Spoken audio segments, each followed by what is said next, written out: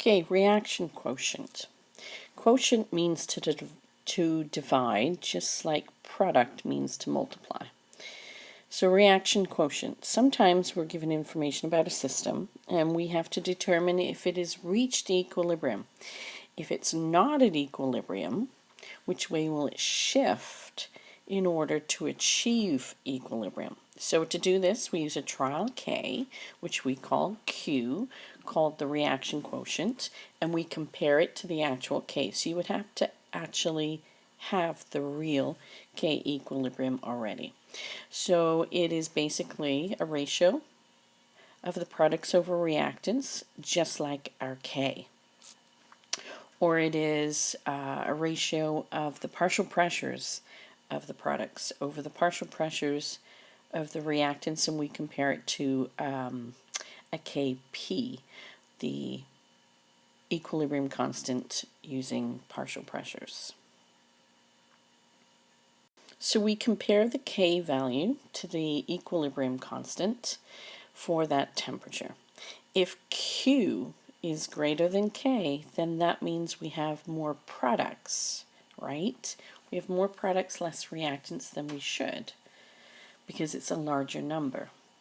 So the reaction should shift left to adapt to make more reactants, less products. If Q is equal to K, then the system's at equilibrium.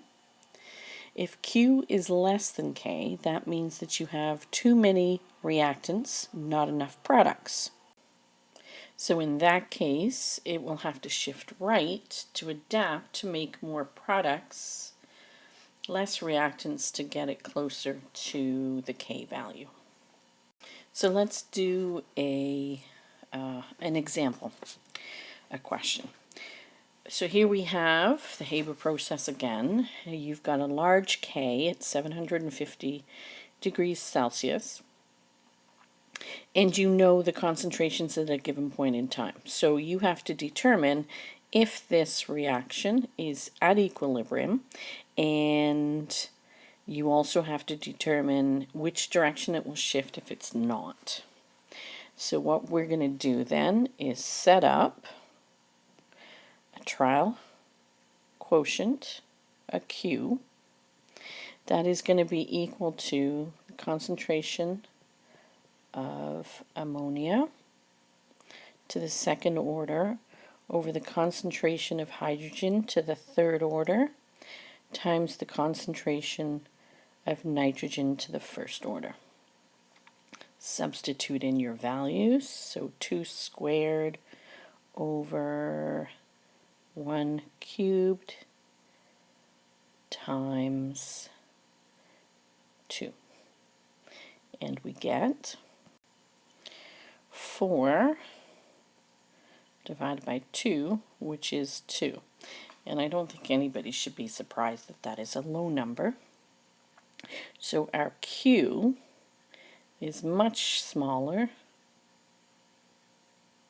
than our K. You don't have to put double less than signs. I do when I say it's much less. Okay, so our Q is less than our K, which means we have too many reactants, not enough products, right? Because of the ratio. So it's products over reactants. It's not big enough yet. So we want to increase this, so we need more products, less reactants, so it's going to have to shift to the right to increase the quantity of products compared to the reactants. And that's all there is to it. You set up a trial Q. It's the exact same formula that you would use for your K.